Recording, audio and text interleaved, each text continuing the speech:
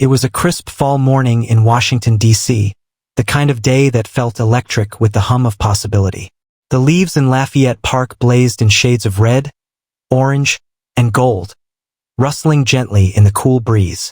The White House, standing tall on the other side of Pennsylvania Avenue, gleamed under the rising sun, a silent witness to history. Donald Trump, the sitting U.S. president, had decided to step away from the Oval Office for a rare morning jog, something that caught his Secret Service detail off guard. Known more for his rallies and boardrooms than for the track, Trump had recently been inspired by a surge of energy, a determination to prove he was still sharp and vigorous, despite the endless whispers about his age. As he approached the far side of the park, Trump's focus was sharp, his breath steady, his trademark red cap pulled low to block the sun's glare. His Secret Service agents flanked him, maintaining a respectful distance while keeping their eyes peeled for any potential threats. Just as Trump rounded a corner near the iconic statue of Andrew Jackson, he heard footsteps rapidly approaching from behind. A jogger, drenched in sweat and clearly pushing himself to the limit, caught up to him. "Hey, Trump," the jogger shouted, his voice tinged with both exhaustion and intensity. The agents instinctively tensed, their hands subtly moving closer to their holstered sidearms, but Trump, to his credit, merely slowed his pace, his curiosity piqued. The jogger pulled alongside the president, his breaths coming in heavy gasps. He looked to be in his late 30s, with a lean frame and the determined look of a man who had something to say. Without hesitation, the man cut through the crisp morning air with a directness that matched Trump's own brash style. "I used to hate you, you know," the jogger blurted out, his eyes locking with Trump's. "Thought you were the worst thing to ever happen to this country."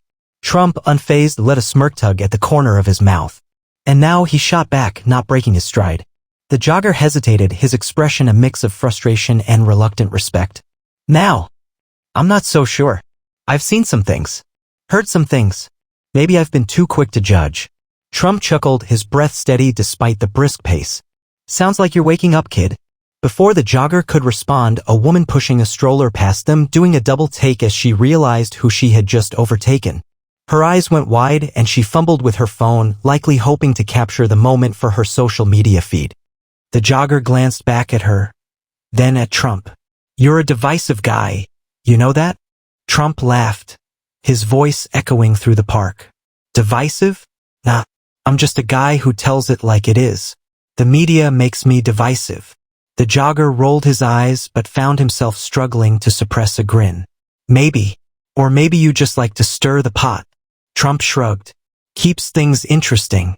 As they continued to jog side by side, the tension in the air seemed to melt away, replaced by an unexpected camaraderie. Neither man realized that this unplanned exchange would soon spark a media frenzy, capturing the attention of millions and setting off a chain of events no one could have predicted. The jogger, whose name was Ryan Harper, felt his pulse racing for reasons beyond the morning run. He had never imagined himself in a one-on-one conversation with the President of the United States, let alone the man who had dominated headlines and polarized the nation for years. They passed a group of teenagers taking selfies with the White House in the background. One of them, a boy with a shock of blue hair, pointed at Trump and whispered something to his friend. Trump, ever aware of his surroundings, flashed a thumbs up in their direction, which earned a mix of nervous giggles and eye rolls. Ryan found himself chuckling despite the surreal nature of it all. "You really don't care what people think, do you?" he asked, his breaths coming in steady rhythm as they hit a slight incline in the path. Trump's smirk returned, and he glanced sideways at Ryan. "If I worried about what people thought, I'd still be in some corner office in Manhattan, playing it safe. Believe me, you don't get here without a thick skin." Ryan nodded, feeling the tension in his own chest ease a bit. He had expected a self-absorbed blowhard, someone who would brush him off or turn the moment into a monologue about greatness. Instead, Trump seemed surprisingly human. "You're different in person," Ryan admitted, his tone tinged with reluctant respect. "The media makes you seem like a monster." Trump snorted, his breath forming small clouds in the cool morning air. "They need a villain. It sells papers, gets clicks, and keeps their ratings up. But you know what the truth is?" Ryan, caught off guard by the sudden shift in Trump's tone, simply raised an eyebrow. Trump slowed his pace slightly, his eyes scanning the park as if measuring his words. "I'm not the villain. I'm the guy who breaks the mold. And that scares a lot of people. Ryan felt a strange, unsettling pang in his chest. He had come to this impromptu encounter full of criticisms and sharp retorts, but the more they talked, the more he felt those edges soften. I still don't agree with a lot of what you've done, Ryan countered, forcing himself to hold his ground. The tweets, the chaos, the constant drama, it's exhausting. Trump chuckled again, the sound deep and resonant. You think I enjoy it? I mean, come on. I'd rather be playing golf at Mar-a-Lago or building skyscrapers. But this is the fight worth fighting. Ryan's mind raced as he processed this unexpected glimpse into the man behind the headlines. He had spent years yelling at his TV, cursing Trump's name during family gatherings, and even joining protests. Yet here he was, jogging beside the very man he had once sworn to despise, struggling to reconcile the myth with the reality. As they reached the crest of the hill, the Washington Monument came into view, towering over the city like a silent sentinel. The two men paused, catching their breath, both staring out over the iconic skyline. For a moment, there was only the sound of the wind rustling through the trees and the distant chatter of early morning tourists. Ryan broke the silence, his voice lower, almost contemplative. I still don't know if I'll ever like you, but maybe I understand you a little better now. Trump, his face flushed from the exercise, nodded, his eyes locked on the distant Capitol dome. That's a start. As they turned to head back down the hill, a crowd of onlookers had begun to gather, phones raised, capturing the unlikely duo in real time. Neither Ryan nor Trump could have anticipated just how explosive those videos would become within hours. As they descended the hill, the crowd around them grew thicker.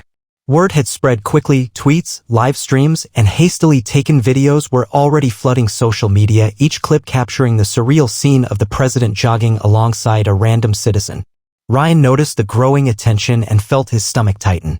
This was exactly the kind of spotlight he had always avoided. He had a small but dedicated following on social media, mostly fellow activists and politically charged friends who had come to know him for his sharp critiques of the Trump administration. What would they say if they saw him now? Trump, on the other hand, seemed to thrive in the sudden rush of attention. He waved to onlookers, even flashing his signature thumbs up to a pair of women on a nearby bench who immediately squealed and fumbled for their phones.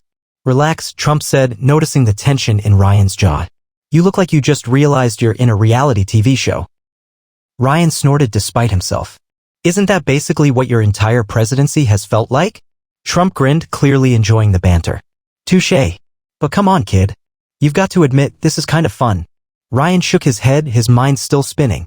This was the kind of moment that could either ruin his reputation or redefine it, depending on how he handled it. The thought was both thrilling and terrifying. As they approached a small group of reporters who had apparently sprinted across the park to intercept them, Ryan felt his pulse quicken. Cameras snapped and microphones were thrust forward like spears. Mr. President, who's your jogging partner? One reporter called out, her voice sharp and eager for a soundbite. Trump, without missing a beat, clapped a hand on Ryan's shoulder, causing the younger man to stiffen. This guy, Trump said, his voice booming. Just a fellow American. We were having a great conversation about the country, weren't we, Ryan? Ryan froze, his mind momentarily blank. How did Trump know his name? He hadn't introduced himself.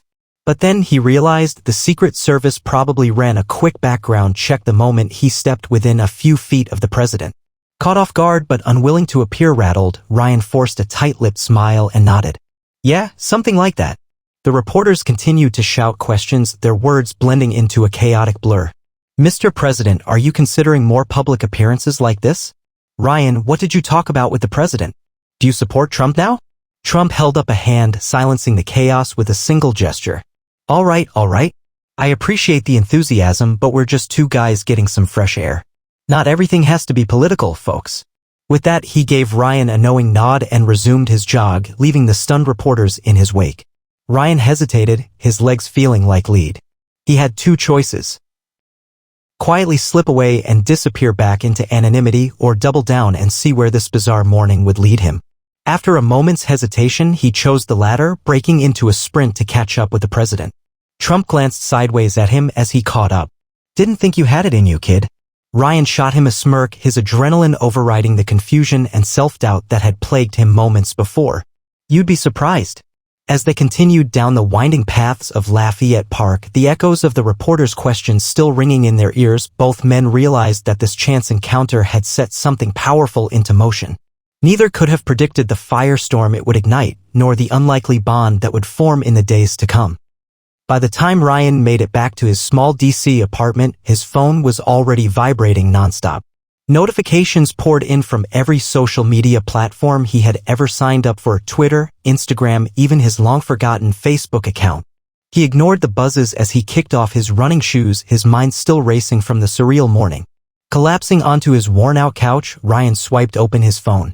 The top tweet on his timeline had over 100,000 likes and was pinned by a popular political influencer. Breaking: random jogger spotted with President Trump in Lafayette Park. Looks like a confrontation, but what's the story? Attached was a blurry but unmistakable photo of him and Trump mid-conversation, the president's hand resting on his shoulder. Ryan's stomach dropped. "Oh no," he muttered, scrolling through the replies. Some of his closest friends had already chimed in. At Rachel Activist, "Ryan, is this you? What the hell, dude?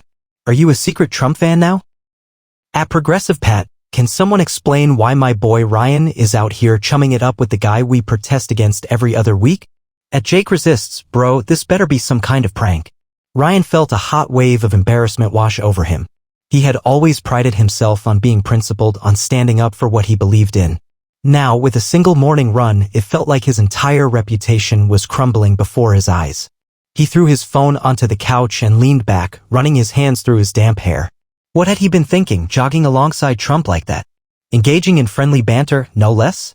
But even as panic set in, a small, stubborn voice in the back of his mind whispered that it hadn't been all bad.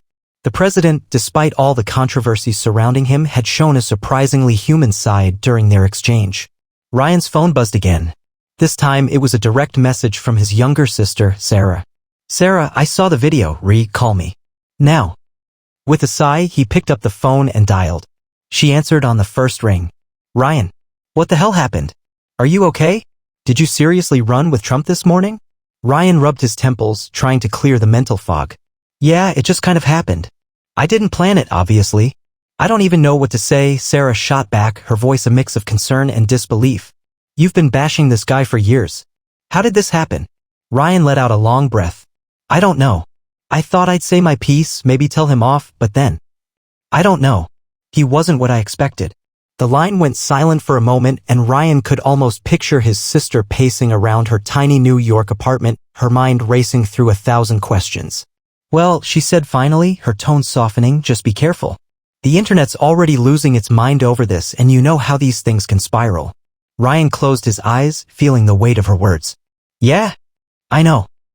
They said their quick goodbyes, and Ryan tossed his phone onto the couch once more, feeling a knot of anxiety twist tighter in his gut.